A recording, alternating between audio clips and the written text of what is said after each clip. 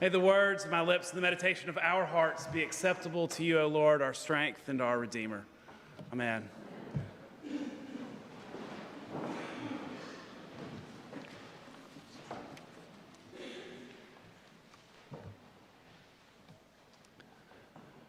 I've been working through a book recently that has given me a window into one of the people that I admired the most growing up. In 2009, we were given an incredible window into the mind, or maybe even the soul, of one of the greatest athletes of all times. The most dominant player of the 80s and 90s, Michael Jeffrey Jordan. Nearly every kid in my school had that Air Jordan poster where he leapt from the free throw line. He had his arm extended. Y'all know what I'm talking about? Enough people nodding their heads, good.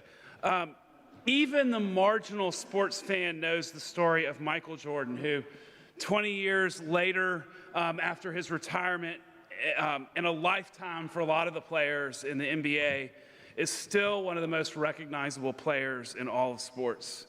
The player who got cut from his high school team to go on to be a Hall of Famer.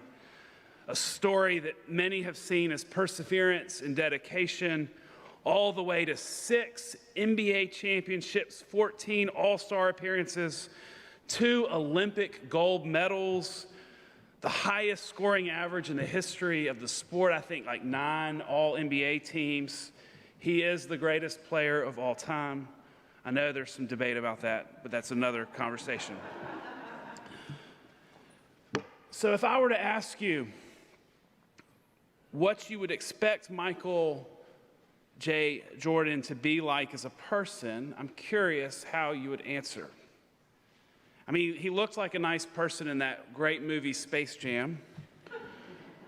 And I suspect that most of us would assume that he has a great sense of pride and accomplishment and satisfaction. We might say his cup runneth over. What more would there be left to accomplish? But when he took the stage in 2009 to receive the greatest honor in sports, to be inducted into the Hall of Fame in his silver suit and signature hoop earring, his speech was anything but normal. He even started out, he said, "I thought I'd just get up and say thank you," but he couldn't do it. He took the stage for just over 23 minutes, complaining about all the people who'd criticized his career. He lambasted his college coach, Dean Smith, for a comment in 1981 about how Jordan was not a promising freshman. I mean, harboring those feelings for over 30 years. He invited Leroy Smith to the ceremony, the person who Jordan said was chosen when he was cut in high school. And he actually wasn't cut. They were trying out for one spot on the team. Smith was a foot taller. They were freshmen applying for one spot on a team. But Jordan's told himself he was cut, this kind of feeling this being criticized. He criticized Jerry Krause, the general manager for the Bulls, for a comment in 1997 where Krause said organizations won championships, not players. He talked about kicking his rival coach, Pat Riley, out of a hotel room because Jordan wanted the room more, and he had that kind of power. What he did, I think he was hoping to be inspirational, but what he really did was he exposed the world to his incredible wounded ethos,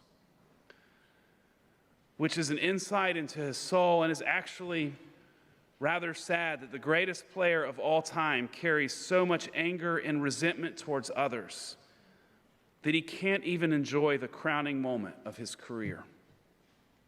So driven to win, so fueled by anger and any perceived slight. And yes, he became great at winning, but as we look in, we know that the feelings of bitterness and resentment and acrimony are not the virtues that we want to hold up for an enlightened life.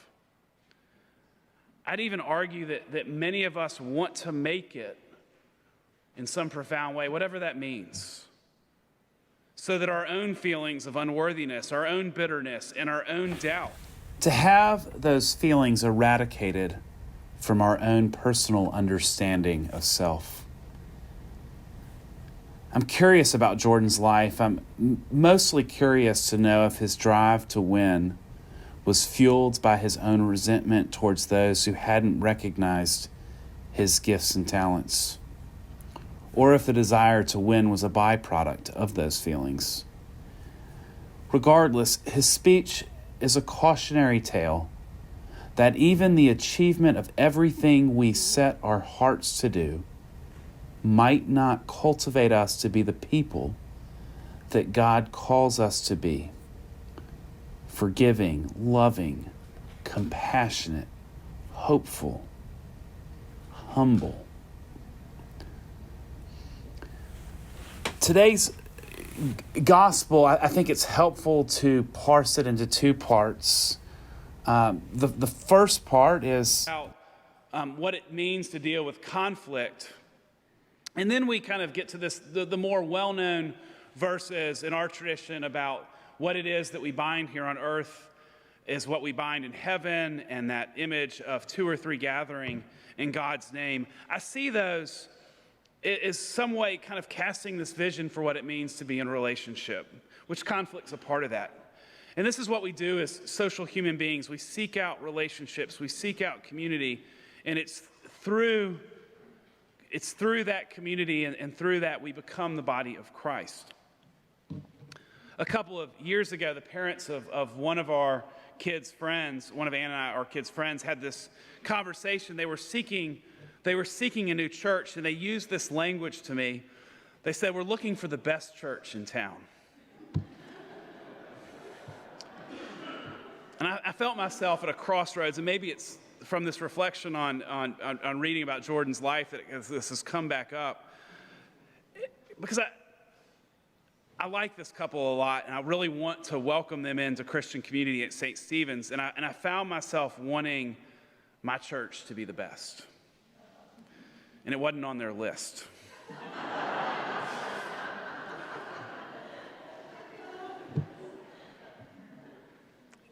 Maybe today I'm more grateful for that. As I grow to reflect on my own ego and what it means as people when we mix our goals with that desire to be better. And it creeps into our thinking, that desire to win at any cost. And I've shifted, not on St. Stephen's, but I've shifted my thinking on the world recently. And I acknowledge that our world is messy. I think we know that. I think it's always been messy. And maybe today it's a little bit messier here than it was 10 years ago. But it's probably not as messy as it was 50 years ago. But I've shifted in the sense that maybe that's all just semantics, and maybe it doesn't matter as much as we think it should. Maybe it doesn't matter as much as we think it should. I wonder if my own foolish idealism has led me to believe that at one time that our own striving for perfection means that we can mold our external existence and the existence of other lives into the perfect vision that we hope to be for our reality in life. Does that make sense that we have the capacity to shape this world into what we believe it should be? The problem is look at our discourse. At least politically is a good place to start. We're so stinking idealistic that our parties are so committed to winning with absolutely no compromise, and almost are all universally committed to winning at no cost or at all costs. This belief that permeates all ideologies that only in winning can victory be attained. It impacts our politics. It impacts our school systems. It can impact our church communities. We're watching division all across different denominations. It's happened in our denomination. It certainly impacts the weird ritual that captivates most of our attention on Saturdays. I need to be clear, I finished writing this sermon before the evening games took place.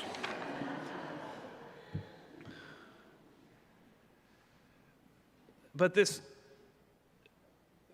I think where I've arrived is, what if the world is meant to be broken? And I don't mean this, I mean that this is what the cost of sin, this is what it means to be broken people. This is the human condition. And the human condition means that we can't fix it. That's God's work. That's God's work to bring about the kingdom of heaven. But instead, it's through our compassion, it's through our love, it's through our humility, it's through our care for another that we offer the world and we offer each other an alternative vision for what people can see their lives as, or what God desires their life to be. Because what my childhood basketball hero has shown me is that what we bind here in our own soul, resentment, striving, that doesn't change our eternal existence. Those 23 minutes in 2009 opened us up to see the lack of spiritual death and the ultimate cost of pitting ourselves against each other in our foolish attempt to get everything right, to be the best. I mean, there's some incredible wisdom in our epistle.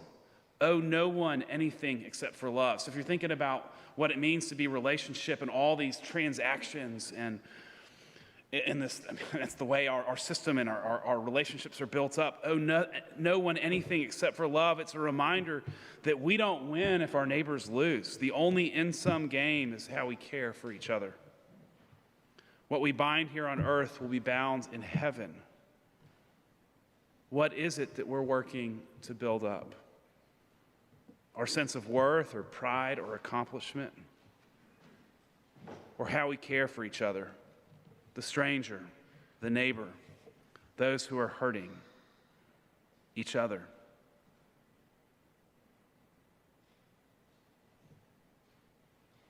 What is it you're cultivating? And what are you being invited to discern so that you can be the person that God has called you to be?